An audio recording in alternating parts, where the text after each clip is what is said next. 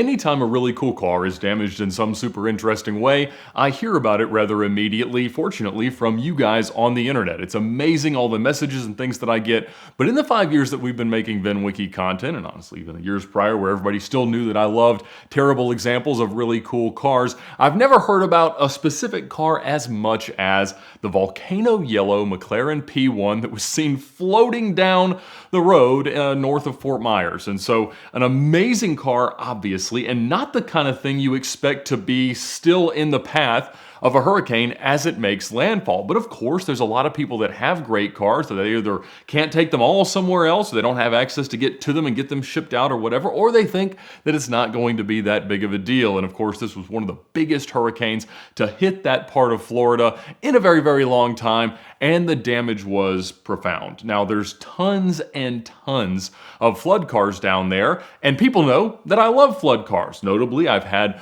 the CarTrek 1 Gallardo, the CarTrek 4 Ferrari 599. Now, I will say that I really like flood cars after they are made to work, because sometimes the water is not that big of a deal. The cars dry out, you put them in rice or whatever it takes to do so, and then it's not that much of a lasting impact on the drivability and usability of the car. With the Gallardo, there was mud everywhere and we had to do a lot to clean all that out, but at the end of the day, it became a very usable, drivable car. The 599 did have some airbag light issues just due to the electrical connections, because of course, when you expose anything electronic to water, you have problems. That was a freshwater flood. Of course, these were going to be salt water. So you have a lot more corrosion risk. So everything that goes with a flood car sort of gets turned up to an extra level in the event that it is salt water. But the P1 was super interesting, and I was just getting message after message after message. The most interesting message, of course, was from Fred Courteau of ModFind. We just did an appraisal of Fred's car collection, including his P1, and there's a big kind of owner's chat where, of course, this came up rather immediately.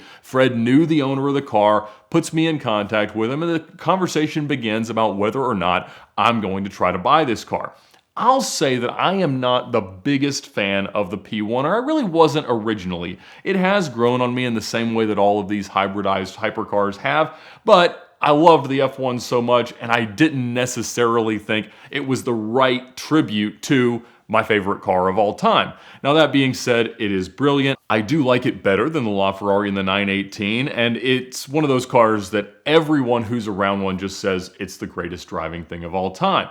So I had honestly been looking at another P1 with a similarly terrible past. In fact, it was stolen from a prince, crashed immediately, and then shipped overseas to Europe to kind of avoid the bad history in the US to be repaired there. And it's now for sale with its damage history. And you know, it's again, one of these cars that has sat for a lot of its life. Now that poses one problem, and the water, the flood, poses another problem with a yellow car, because none of these things have many miles on them, and that means that the battery packs are almost all in need of replacement. Now McLaren through MSO is doing some upfitting of a better battery pack that's a little bit smaller, a little bit lighter, and actually makes the car have a little bit more power, and so that certainly is interesting, especially when you know inevitably you've got to put a battery in this car now. So I was talking back and forth to the owner, and in most cases, when a car is totaled, you'll start to have a dialogue with your insurance company, and they'll send out people to tell you if it's totaled. You'll talk about the value if it's not an agreed value policy, and then once the car is totaled, usually if it's 60 or 70% of the car's retail value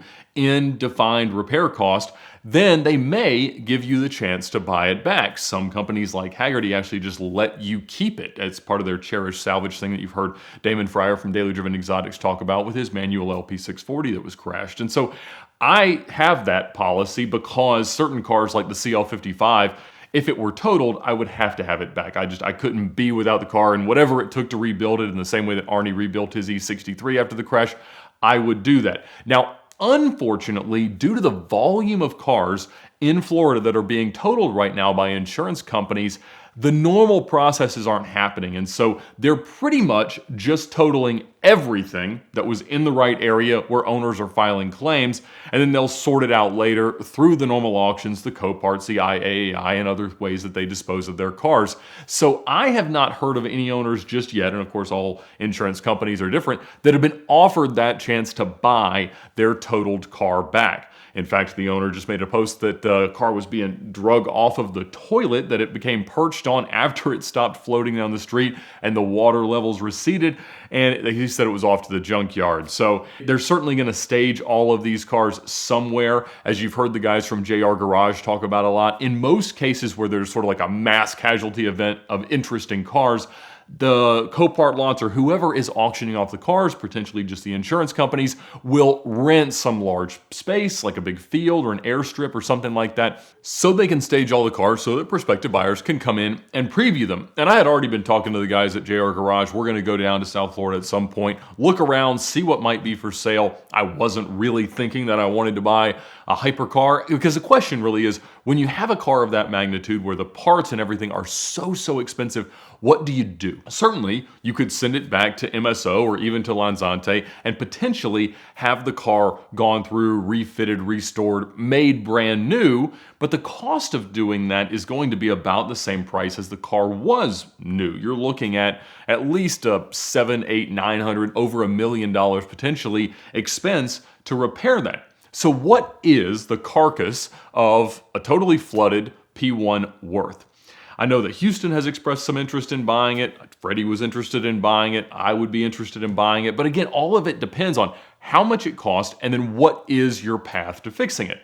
My honest idea, kind of in the same way that we had talked about the Flood Enzo, was that you take a similar enough car and then you just totally powertrain and electronics swap it. Now that's much easier said than done, but Arnie and his team up at Cannonball Garage would be a great resource to repair such a McLaren. So I thought you could probably just buy a 650S or a 675, take the entire powertrain out, all the way up to the dash, everything you'd have, and just put it in the P1. So you'd really have a 650S that looks like a P1, which would be really cool. But in that case, I think the car is only worth maybe, I don't know, $250,000 to $400,000 as it is for its parts. Of course, as it floated down, all the body panels are banged up, scratched, the mirror's broken off, the windshield's broken, the rear glass is broken. I mean, who could even guess how much of the car is really salvageable? I'm excited once it gets to a lot where it's hopefully going to be sold. I hope that we get to see a little bit more of the exact condition of the car. So I haven't really decided. I won't decide until I figure out what it seems like it's going to take to buy the car. Now, anytime you're buying a car from one of these salvage yards, there's not much you can know. There's not a ton of access that you can get, and the bidding is nuts. Of course, it's not always the most legitimate thing. A lot of stuff gets stolen off the cars as they sit in these lots. The fees are unbelievable. So I've always preferred to buy salvage cars, flood or otherwise, from owners that buy them, either try to fix them all the way and don't, or do fix them all the way. And then those sellers are really faced with a more traditional market rather than the frenzy that it's going to be with all of these flood cars down in Florida. And so I honestly don't know if I'm going to end up owning it. I'm still chasing the other P1. It's a totally running and driving car at this point with a really bad couple of days in its past. But that's what I love, because at the end of the day, all of these cars can eventually be put back, maybe not economically, but they can be rebuilt and they can become more functional, awesome cars. And so whoever ends up with the P1, whether it's in my garage or someone else's, I'm sure it's going to be the continuation of a great story. This was a pristine car that had just been bought off of Bring a Trailer. I know he was really excited. I loved the pictures that he had posted of the car prior. And so we don't know what it can be bought for just yet. I'm certainly interested. I know he's out shopping for whatever his next hypercar will be, and I know he's got to replace his Rolls Royce as well. But certainly the storm was devastating to the exotic car world in general. I've heard about a Bugatti that may have been flooded. I mean, hundreds probably of Ferraris, Lamborghinis, Aston Martins, Bentleys, all these kind of cars. And I had been looking for some kind of a project car to kind of work with throughout the next year and then maybe do some kind of a giveaway. So I'm going to be shopping down there. We'll see if we find anything interesting. But thank you, as always, to everyone who sends me these interesting cars. It's always fun to open up the messages and say, hey, that looks like something that's right up my alley. And of course, to anyone with